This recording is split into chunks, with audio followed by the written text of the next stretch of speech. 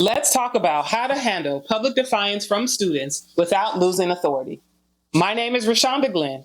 I have been a teacher for 29 years, and I've spent the last 18 years teaching students with severe behavior challenges. When students defy adults publicly, it's rarely about the situation itself. Public defiance is about power, identity, and audience. In front of their peers, students are managing more than just the directions that we give them. They're managing how they're seen, they're trying to save face, to test boundaries, and to figure out whether an adult's authority is steady or reactive. Some students defy publicly because they feel embarrassed and need to regain control. Some do it to avoid a task they don't feel capable of completing, and some do it because strong reactions from adults have helped them to avoid consequences in the past. But the common thread is this: public defiance is an emotional test. The student isn't just asking, do I have to do what you say? They're asking, if I make you angry and you lose control, can I get out of what you've asked me to do? And here's the truth that changes everything. Students want to make us angry, not because they're bad, but because anger shifts power from us to them. So follow these 7 steps the next time you confront public defiance from a student. Step 1, focus on regulating your internal response. Before you say anything, pause for a second. Don't look reactive or defensive. Instead, look surprised, even a little stunned. That pause matters. It not only gives you a bit of time to compose yourself, but it also communicates confidence, not weakness. It shows the class that you are steady enough to think before you speak. Silence, when chosen intentionally, is authority, and it drains energy from the moment. Defiance feeds on attention. So when you don't rush to fill the empty space, you remove the oxygen that otherwise would have escalated the situation. Step 2, calmly give a directive.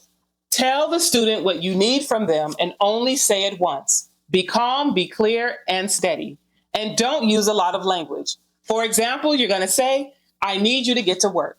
Then stop talking. No warnings, no countdowns, no previewing consequences. Previewing consequences is a threat and invites power struggles. The student will want to show you and their peers that they are unfazed by your threat. So don't preview consequences. Instead, stay firm and give your directive while staying emotionally neutral. Step 3, lead with empathy, not control. If the student continues backtalking, respond with empathy without backing down. Try saying, I hear that you're frustrated. We can certainly talk about it, just not like this. Right now, I just need you to start your assignment. That sentence does 3 things at once. It acknowledges the student's emotions, it sets a boundary, and it gives the student an out that doesn't embarrass them in front of their peers. Empathy doesn't weaken emotion, it stabilizes it. You're not giving the student permission to disrespect you. You are modeling how regulated adults handle conflict. Step 4, let your track record work for you. Public defiance draws attention, and naturally, some students may laugh or begin to watch the interaction. And having all the students in the class watching us to see what we're going to do is often what pressures us to feel like we must move to control the situation. But here's what matters. Students are always tracking our patterns. So if you have a history of being fair and calm and consistent, the class already knows how this is going to end. When you don't embarrass or threaten the defiant student or escalate the situation, half the students will disengage and the other half will want to come to your defense. You won't need to do anything special to win the moment because your previous history will have already done that. Step 5, remove the student temporarily with a re-entry plan. If you're dealing with a student with a history of behavior challenges, despite your best effort, they may continue to escalate to the point where you may need to remove them from the classroom. If this happens, have a re-entry plan and communicate that plan to admin. Doing so keeps your authority intact and ensures you are part of the disciplinary process. Removal is not the punishment itself, but an act to create time to stabilize the room, to meet the needs of the other students, and time to design a consequence that actually addresses the behavior properly. Be careful not to shame the student while you are removing them. Shaming creates resentment, which increases the likelihood that the student will be defiant with you again in the future. Step 6, get curious about the student's experience. When the student returns to your class, this is when you have your best chance of changing the student's behavior. Students will often expect judgment, silence, or even harshness from us. So instead, get curious. Ask the student about their experience and listen. Say to the student, "Help me understand what was going on for you." Curiosity disarms defensiveness faster than control ever could. And bonus points, you will then get the information you need to design an alternative behavior that meets the student's needs and yours. You're not excusing the behavior, you're encouraging the student to reflect on their actions. And reflection is where growth begins.